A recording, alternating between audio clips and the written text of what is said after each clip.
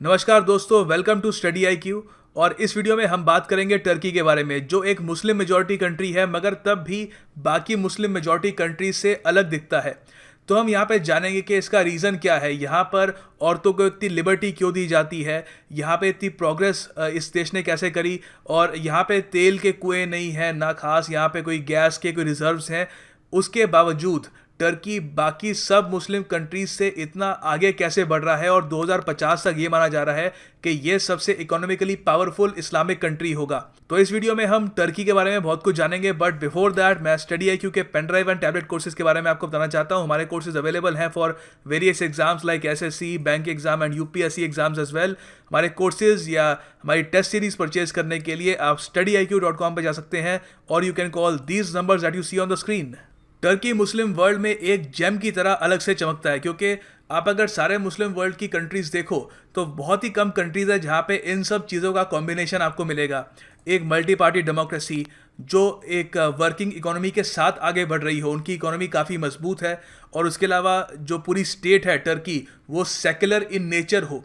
उसके अलावा जो ट्रीटमेंट ऑफ वेमेन है, ये नहीं है कि औरतों पर प्रतिबंध लगाए जा रहे हैं, उन पर यह कहा जा रहा है कि एक सर्टन टाइप का कपड़ा उनको पहनना होगा। वो अगर पढ़ाई करना चाहे पढ़ाई कर सकती हैं, वो कार चला सकती हैं, वो जो करना चाहे बेसिकली किसी भी और वेस्टर्न कंट्री या फिर एक डेमोक्रेटिक कंट्री की तरह उनको सारे अधिकार हैं। अब ये सब कुछ पॉसिबल हुआ एक आदमी की वजह से। उनका नाम है मुस्तफ़ा केमाल अतातुर्क। अब टर्की के बारे में जानने से पहले, उसकी ज्योग्राफी को डिस्कस करने से पहले, मैं टर्की के जन्म के बारे में आपसे कुछ बात करना चाहूँगा, और खासकर इन पर्टिकुलर इंडिविजुअल के बारे में आपको बताना चाहूँगा जिन्होंने एक मॉडर्न मुस्लिम स्टेट की फाउंडेशन रखी। अब आप लोगों ने ऑटोमन एम्पायर के बारे में भी सुना होगा। ये एक बहुत ही बड़ा एम्पायर था। इतिहास में बहुत सारे एम्पायर्स हुए हैं। चंगेज़ खां का एक एम्पायर था, रोमन एम्पायर था, और इतिहास के सबसे जो बड़े एम्पायर्स हैं उनमें ओटोमन एम्पायर का नाम शुमार होता है। और जो इसका गढ़ था वो यहाँ पे था टर्की में, जहाँ पे टर्क्स इस पूरे एम्पायर को संभालते रहे। मगर ये एम्पायर बहुत ज़्यादा बड़ा था अपने आप में, और लोग ये समझते हैं कि ऑटोमन एम्पायर बेसिकली एक मुस्लिम एम्पायर था, जबकि आप अगर हिस्ट्री बुक्स में थोड़ा स्टडी करेंगे तो आपको पता लगेगा कि ऑटोमन एम्पायर की करीब 40 to 30% जो उनकी आर्मी थी वहाँ पर क्रिश्चियंस थे, और ज्यूज़ भी काफ़ी सारे ये ऑटोमन एम्पायर की आर्मी में थे। और ओवरऑल इस एम्पायर ने बहुत कॉन्क्वेस्ट की। आप देख सकते हो यहाँ पे बाल्कन जो रीजन है यहाँ पे इसने कॉन्क्वेस्ट कर ली थी, और यहाँ पे अफ्रीका में भी काफ़ी सारे रीजन में था ये, और सीरिया पे भी कब्जा था इसका, इजिप्ट पे भी कब्जा था। It was a huge empire. और आप देखोगे ये जो मैप है यहाँ पर, ये है मॉडर्न डे टर्की। ऑलराइट, जब ऑटोमन एम्पायर अपनी जेनिथ पे था तो ये जो सारे मॉडर्न कंट्रीज़ हैं ये सब उसके अंदर आते थे। Turkey, Egypt, Greece, Bulgaria, Romania, Macedonia, Hungary, फ़लस्तीन, और जॉर्डन, सीरिया, और कुछ अरेबिया के पार्ट्स भी आते थे। अब 1453 में जब ऑटोमन एम्पायर ने कॉन्स्टेंटिनोपल, जिसको बाद में उन्होंने इस्तांबुल का नाम दिया, कॉन्स्टेंटिनोपल कैप्चर कर दिया था और बाइजेंटीन एम्पायर को करीब करीब बस ख़त्म ही कर दिया था। उसके बाद से लेकर 1600 तक एक बहुत ही पावरफुल एम्पायर रहा। साइंस, टेक्नोलॉजी, हर फील्ड में ऑटोमन एम्पायर दुनिया को लीड कर रहा था। मगर फिर 1600 के बाद because of bad policy decisions इसका डिक्लाइन धीरे धीरे शुरू हो गया, और एक समय ये भी आ गया जब इसको यूरोप का सिक मैन कहा जाता था। ठीक है, ऑटोमन एम्पायर को कहा जाता था the sick man of Europe. अब ये एम्पायर एंड में ख़त्म कैसे हुआ? वर्ल्ड वॉर वन के दौरान। अब वर्ल्ड वॉर वन में क्या हुआ वो आपको बताता हूँ। अब जैसे कि मैंने आपको बताया था कि ऑटोमन एम्पायर बहुत ही तेज़ी से डिक्लाइन कर रहा था, और 1914 तक जब वर्ल्ड वॉर वन की शुरुआत हुई तब तक ऑटोमन एम्पायर का बाल्कन स्टेट्स में और आसपास के और रीजन में भी उसका इन्फ्लुएंस काफ़ी हद तक कम हो चुका था। अब वर्ल्ड वॉर वन के दौरान काफ़ी नुकसान झेला ऑटोमन एम्पायर ने। ब्रिटेन ने काफ़ी हद तक इसकी जो टेरिटरी थी वो कैप्चर कर ली थी। ओवरऑल ये काफ़ी जो अपनी टेरिटरीज थी आसपास की वो खो चुका था। और यहाँ पे ये मैप आपको ये दिखाएगा कि जो डेथ परसेंटेज था of population in world war one ये कितना था। तो ये जो जो डार्क रीजन है यहाँ पर, मतलब कि वहाँ पे 10% से ऊपर की आबादी मर गई थी प्रथम विश्व युद्ध में। तो यहाँ पे आप देख सकते हो सिर्फ ऑटोमन एम्पायर और कुछ यहाँ पे जो बाल्कन रीजन है वहीं पे इतना नुकसान हुआ था। तो ऑटोमन एम्पायर की जो 10% से ज़्यादा की आबादी थी वो वर्ल्ड वॉर वन में उसका खात्मा हो गया था। बहुत ही बड़ी संख्या होती है ये, मतलब 10 में से ऑलमोस्ट एक आदमी मारा गया। अब इसके बाद क्या हुआ कि ऑटोमन एम्पायर के पास इतना शक्ति बची नहीं कि वो अपने आप को आगे कंटिन्यू कर पाता, और ये 1922 में कम्प्लीटली ऑटोमन एम्पायर डिसइंटीग्रेट हो गया। अब ऑटोमन एम्पायर से बहुत सारे देश निकले, मगर सबसे इम्पोर्टेंट देश यहाँ पे था टर्की, जो ऑलमोस्ट जो विरासत थी ऑटोमन एम्पायर की वो आगे कैरी करने वाला था। अब 1923 तक ऑटोमन एम्पायर कम्प्लीटली गायब हो चुका था, और उसके बाद रिपब्लिक ऑफ टर्की उभर के आया, जिसके पहले प्रेसिडेंट बने मुस्तफ़ा कमाल अतातुर्क। ये बेसिकली ऑटोमन एम्पायर में आर्मी जनरल थे, और जैसे मैंने आपको बताया जब एम्पायर डिसइंटीग्रेट हो गया तो इन्होंने ही इनिशिएटिव लिया कि एक नया देश हम बनाते हैं, रिपब्लिक ऑफ टर्की, और उसके ये प्रेसिडेंट बन गए 1923 में। अब मैं यहाँ पे ऐड करना चाहूँगा कि इन पे जिम्मेदारी बहुत बड़ी थी, क्योंकि एक जब नया देश बनता है तो उसका संविधान लिखा जाता है, उस देश की दिशा क्या होगी वो तय की जाती है, तो वहाँ पे इनका बहुत बड़ा रोल था। अब क्या है कि जब टर्की को बनाया जा रहा था 1923 में, तो वहाँ पर यह भी टसल थी कि टर्की किस तरीके का एक नेशन उभर के आएगा। क्या वो एक यूरोपियन कंट्री होगा, या फिर इसको एक कम्प्लीटली मुस्लिम कंट्री बना दिया जाएगा जैसे अरेबिया है या बाकी जो मुस्लिम कंट्रीज़ हैं जहाँ पे औरतों को आज़ादी नहीं होगी, और बिल्कुल एक इस्लामिक वे ऑफ लिविंग पर फोकस किया जाएगा। तो यहाँ पर मुस्तफ़ा कमाल अतातुर्क ने इंटरवीन किया और उन्होंने टर्की के लिए एक नई दिशा तैयार की। अब देखो, मुस्तफ़ा कमाल अतातुर्क ने काफ़ी ब्रेव डिसीजन लिए अपने टाइम के हिसाब से। मैं आपको बताऊंगा तो आप फील कर पाओगे ये कितने ब्रेव डिसीजन थे। टर्की ऑलमोस्ट एक होमोजेनसली एक मुस्लिम कंट्री था, और लोग वहाँ पे काफ़ी हद तक रिलीजियस भी थे।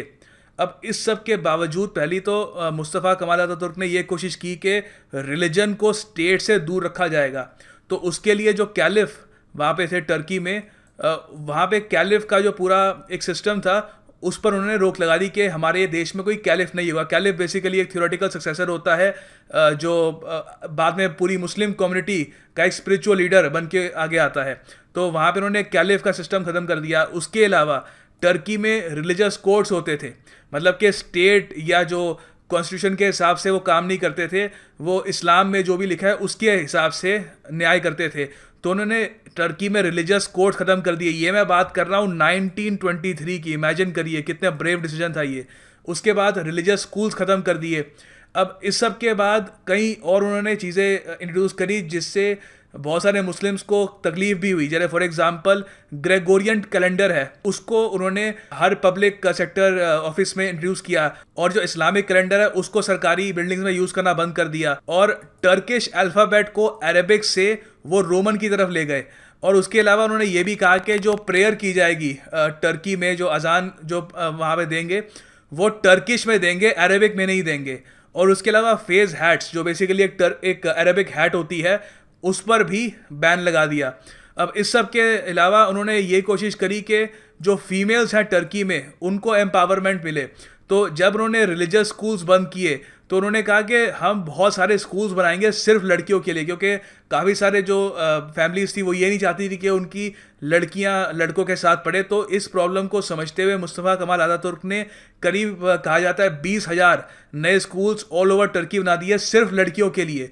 तो विमेन एजुकेशन को बहुत बड़ा इन्होंने बूम दिया।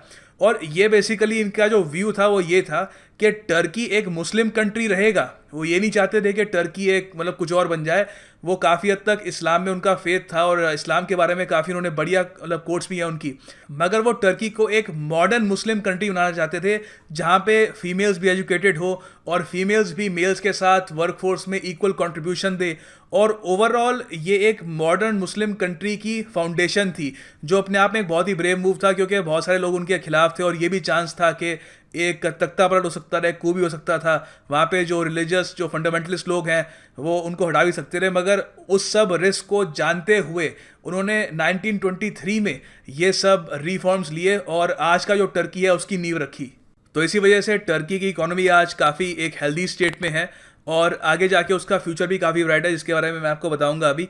तो ओवरऑल टर्की की जो नींव रखी गई थी वो 1923 में रखी गई थी। अब यहाँ पे मैं आपको बताता हूँ कि जो 32 मोस्ट पावरफुल इकोनॉमीज मानी जा रही है जो 2050 तक होगी दुनिया में, ऐसी बहुत सारी रिपोर्ट्स आती हैं। हर रिपोर्ट ऑलमोस्ट एक सेम ही लिस्ट लेके आती है, ठीक है। तो इस रिपोर्ट का यहाँ पर नाम है the long view, how will the global economic order change bye 2050। इसमें 32 कंट्रीज बताई थी कि जो टॉप इकोनॉमीज बन जाएगी दुनिया की। तो नंबर 1 और नंबर 2 पे ऑफ कोर्स इंडिया और चाइना ही होगा। उसके बाद नंबर 3 पे यूएस है, और फिर आप देखोगे कोई भी यहाँ पे मुस्लिम कंट्री नहीं है सिवाय टर्की के। टर्की नंबर 11 पर कहा जा रहा है कि 2050 तक 5 ट्रिलियन की इकोनॉमी के साथ ये रैंक 11 पे होगी। और सऊदी अरेबिया जिसके पास इतना सारा ऑयल है और जोग्राफिकली भी ये काफ़ी अच्छी लोकेशन पर सऊदी अरेबिया बैठा है, वो टर्की से पीछे होगा। और ऑफ कोर्स बाकी जो इस्लामिक कंट्रीज हैं जैसे पाकिस्तान, ईरान, वो और ज़रा पीछे होंगी। तो यहाँ पे हम देख सकते हैं कि टर्की का फ्यूचर काफ़ी ब्राइट है, और उसका रीज़न भी अब हमको समझ में आ गया है। अब यहाँ पे आप देख सकते हो ये है एशिया का मैप, और यहाँ पे ये रहा टर्की। अभी हमने टर्की के इतिहास के बारे में इतना डिस्कस किया, वो उसका ओरिजिन क्या था वो सब हमने डिस्कस कर लिया। अब हम बात करते हैं मॉडर्न डे टर्की के बारे में। तो यहाँ पे आप देखोगे ये रहा हमारा प्यारा भारत, फिर आता है पाकिस्तान, फिर ईरान क्रॉस करने के बाद ईरान के साथ ये बॉर्डर शेयर करता है टर्की। स्ट्रेटिजिकली टर्की की लोकेशन बहुत ही ज़्यादा महत्वपूर्ण है, क्योंकि ये ब्लैक सी के साथ भी अपनी एक कोस्टल लाइन शेयर करता है। उसके अलावा मेडिटरेनियन सी के पास भी यहाँ पर है। अब उस सब के अलावा देखो क्या हिस्टोरिकली भी कभी भी अगर यूरोप से कोई भी आर्मी एशिया के तरफ बढ़ रही थी तो उनको टर्की से गुजरना ही होता था। तो हिस्टोरिकली भी टर्की की इम्पोर्टेंस काफ़ी बड़ी थी। और टर्की की जो कैपिटल है वो है अंकारा, इस्तांबुल नहीं है। जबकि इस्तांबुल अब ये कह सकते हो जैसे मुंबई है इंडिया में, एक बहुत ही बड़ा कमर्शियल सेंटर है। कमर्शियल कैपिटल तो नहीं रहा मुंबई अब इंडिया का, मगर फिर भी एक फाइनेंस कैपिटल कहते रहे उसको एक ज़माने में इंडिया का, और काफ़ी बड़ी सिटी थी, आज भी है। वैसे ही इस्तांबुल है, और इस्तांबुल दुनिया का अकेला शहर है जो 2 कॉन्टिनेंट्स में बटा है। तो इस्तांबुल आधा एशिया में है, आधा यूरोप में है, और बहुत ही मॉडर्न अपने आप में सिटी है। और यहाँ पे एक बहुत ही फेमस इनका एयरपोर्ट भी है जिसका नाम है आतातुर्क एयरपोर्ट, जो आतातुर्क कमाल के नाम पे रखा गया है। और मैं आपको ये बता दूं कि आज भी टर्की में अगर आप आतातुर्क को गाली देते हो, उनका आप उनका सम्मान नहीं करते, तो आपको जेल भी हो सकती है। It is a crime to say anything bad about Ataturk Kemal. अब टर्की की जो स्ट्रेटेजिक प्रॉब्लम ये है कि उनकी ज़्यादातर जो भी डेवलपमेंट हो रखी है, जो भी उनकी मेजर सिटीज़ है, वो उनकी वेस्टर्न साइड पे है। तो इस्तांबुल, अंकारा सारा आपको वेस्टर्न टर्की में मिलेगा। ईस्टर्न टर्की काफ़ी हद तक अंडर डेवलप्ड है, क्योंकि ओवरऑल यहाँ पर काफ़ी एक माउंटेनियस रीजन है, और एग्रीकल्चर भी इतना ज़रा यहाँ पे नहीं हो पाता। और ओवरऑल हाँ, ये माउंटेनियस रीजन है, तो इसकी वजह से काफ़ी बार इन्वेजन भी यहाँ से नहीं हो पाई, और टर्की को काफ़ी हद तक इस फ्रंट में बचा के भी रखा है इस रीजन ने। तो अभी टर्की की सरकार क्या कोशिश कर रही है कि जिस तरीके से अंकारा डेवलप्ड है, और अंतालिया डेवलप्ड है, और बुर्सा है, वैसे ही यहाँ पर भी कुछ मेजर सिटीज़ डेवलप की जाएं, जिससे टर्की की इकोनॉमी आगे जाके और बढ़े। अच्छा, टर्की की जो लेक है उसके बारे में क्वेश्चन आता है कि टर्की की लार्जेस्ट लेक कौन सी है, वो है लेक वैन। अब ये देखते हैं कि टर्की किन कंट्रीज़ के साथ अपनी बॉर्डर शेयर करता है। तो यहाँ पे आप देखोगे ये है ग्रीस, और ग्रीस के साथ भी आप नोटिस करोगे कि टर्की बॉर्डर शेयर करता है, as you can see here. और बहुत ही एक लंबी हिस्ट्री है ग्रीस और टर्की की। और फिर है यहाँ पर आप देख सकते हो बल्गेरिया, उसके साथ भी बॉर्डर शेयर करता है। ये तो हो गई हमारी वेस्टर्न साइड।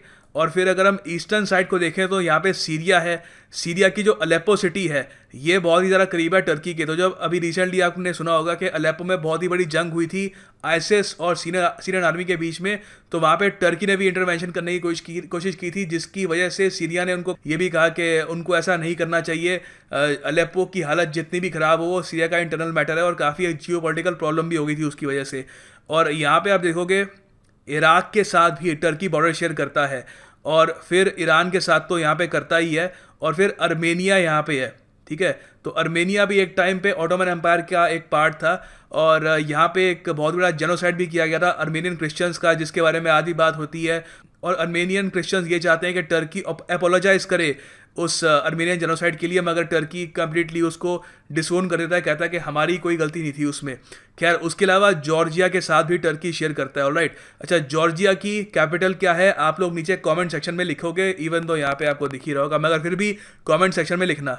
अब यहाँ पे मैं हैगिया सोफिया के बारे में भी आपको बताना चाहूँगा। एक बहुत ही फेमस साइट है ये टर्की में, और उसके अलावा एक एंशेंट वंडर भी माना जाता है इसको।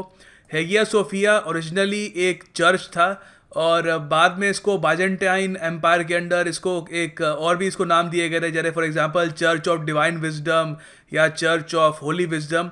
और उसके बाद काफ़ी लंबे समय तक ये एज ए चर्च काम कर रहा था। मगर फिर उसके बाद 29 में 1453 में जब ऑटोमन एम्पायर ने इस्तांबुल को पूरी तरीके से कब्जा लिया, कॉन्स्टेंटिनोपल को पूरी तरीके से कब्जा लिया, तो इसको उन्होंने एक मस्जिद बना दिया। तो पहले ये चर्च था, बाद में इसको मस्जिद बना दिया गया। ये 1931 तक एक मस्जिद रही। फिर उसके ऊपर यहाँ पे काफ़ी एक कंट्रोवर्सी भी थी। काफ़ी सारे जो क्रिश्चियन ग्रुप्स थे वो ये मानते थे कि ये गलत है कि एक चर्च को ऐसे ये मस्जिद बना रहे हैं यहाँ पे। और फिर 1935 में ये डिसीजन लिया कि इस साइट को एक मस्जिद के रूप में नहीं, एक म्यूज़ियम के रूप में लोगों के लिए खोल दिया जाएगा और इसको सेकुलराइज कर दिया गया। ना इसको मस्जिद बोलते हैं उसके बाद, ना इसको एक चर्च बोलते हैं। ये बेसिकली एक म्यूज़ियम की तरह आज दुनिया के सामने खड़ा है और बहुत ही एक फेमस साइट है टर्की में। पूछ सकते हैं कि हेगिया सोफिया कहाँ पे है, तो ये है टर्की में। अगर हम मॉडर्न टर्की की हिस्ट्री के बारे में जाने, अभी देखो टर्की में डेमोक्रेसी तो है मगर टर्की में तख्ता पलट की भी एक बहुत ही लंबी हिस्ट्री है, तो उसके बारे में भी बात करेंगे। तो उससे पहले मैं चाहता हूँ कि आपको मॉडर्न टर्की के बारे में कुछ बता दूँ और वर्ल्ड वॉर 2 में टर्की का क्या रोल था, क्योंकि ऑटोमन एम्पायर का वर्ल्ड वॉर 1 में तो बहुत बड़ा रोल था। तो वर्ल्ड वॉर 2 में टर्की ने क्या किया उसके बारे में भी हम डिस्कस करेंगे। तो देखो 1923 में जैसे मैंने आपको बताया था कि जो ग्रैंड नेशनल असेंबली थी टर्की की, उन्होंने टर्की को एक रिपब्लिक घोषित कर दिया और केमाल अतातुर्क उसके पहले प्रेसिडेंट बन गए। उसके बाद 1928 में काफ़ी एक इम्पॉर्टेंट एक काम ये हुआ टर्की में कि टर्की को एक सेकुलर कंट्री बना दिया गया। एक क्लॉज थी टर्की की कॉन्स्टिट्यूशन में कि वहाँ पर यह कहा गया था कि इस्लाम को एक स्टेट रिलीजन रखा जाएगा। ये संविधान से हटा दिया गया जब अतातुर्क प्रेसिडेंट थे 1928 में।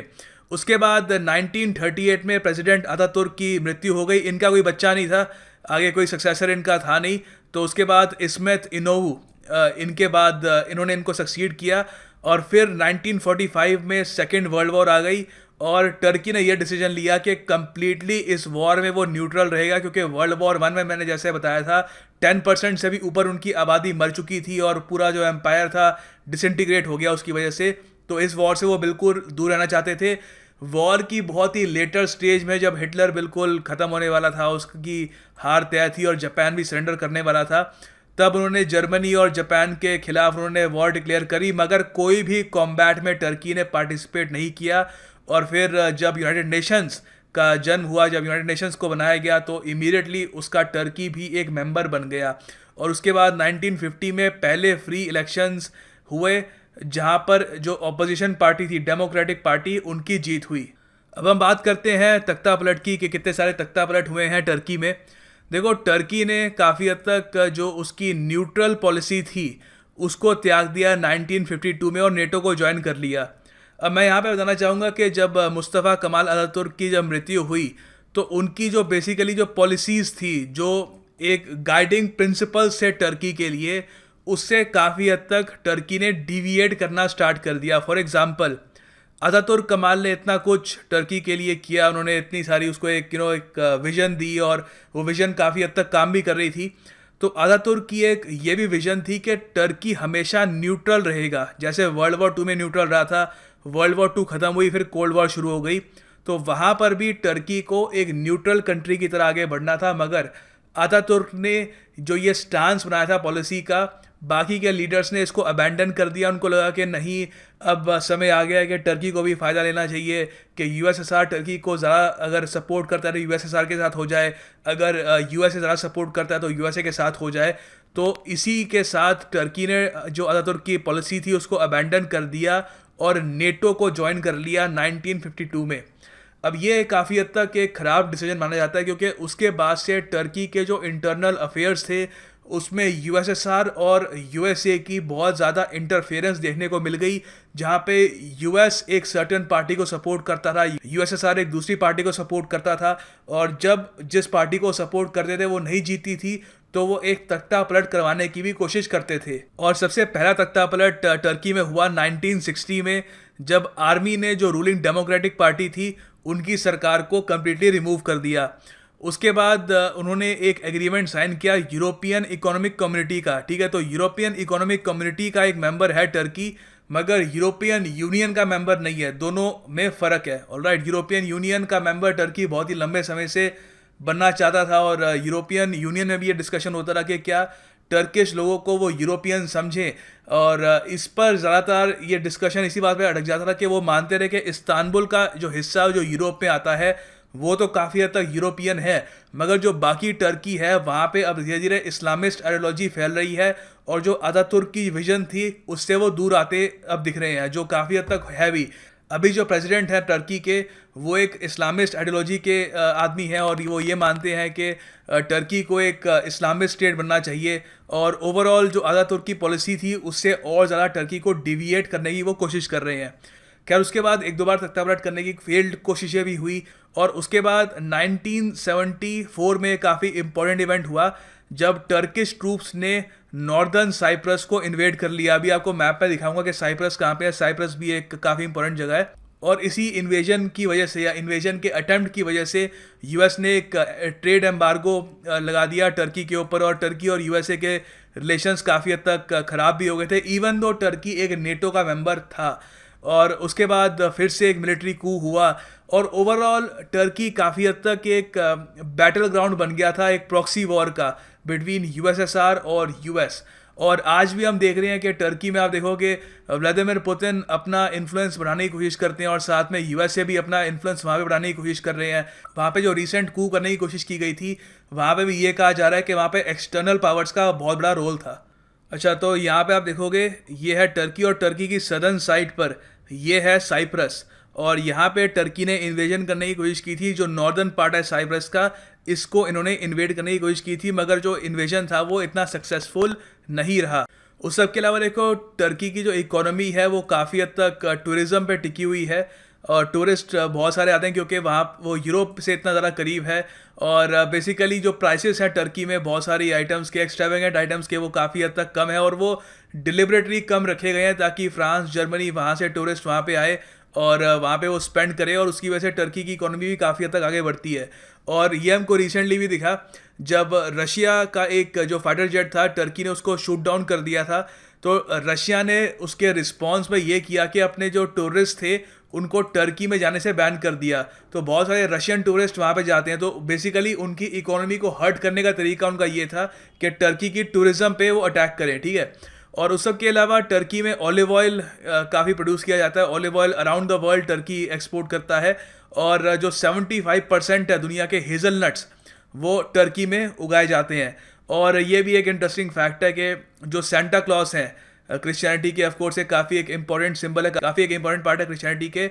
सेंट निकोलस वो ओरिजिनली टर्की में पैदा हुए थे, ऑलराइट। और टर्की की जो इस वक्त पॉपुलेशन है वो सिर्फ 80 मिलियन है, और जो मेजर लैंग्वेजेस बोली जाती हैं वो है टर्किश जो ऑफिशियल लैंग्वेज है, और फिर है कुर्दिश। और उसके अलावा जो मेजर रिलीजन है यहाँ पे वो है इस्लाम, इवन दो इस्लाम यहाँ पे स्टेट रिलीजन नहीं है। और जो करेंसी है टर्की की वो है टर्किश लीरा, LIRA। तो ये है हमारी वीडियो का अंत। अगर आपको वीडियो पसंद आई हो तो वीडियो को लाइक करना मत भूलिएगा। टर्की के बारे में और भी वीडियोस हम बाद में बनाते रहेंगे, उसकी एंशिएंट हिस्ट्री के बारे में, और अभी जो करंट अफेयर्स हो रहे हैं उसमें भी हम कवर करते रहेंगे हम टर्की को। And I hope you like this video, keep sharing this video on Facebook, WhatsApp या जहाँ भी आप चाहें। God bless you all, keep studying hard and you will succeed.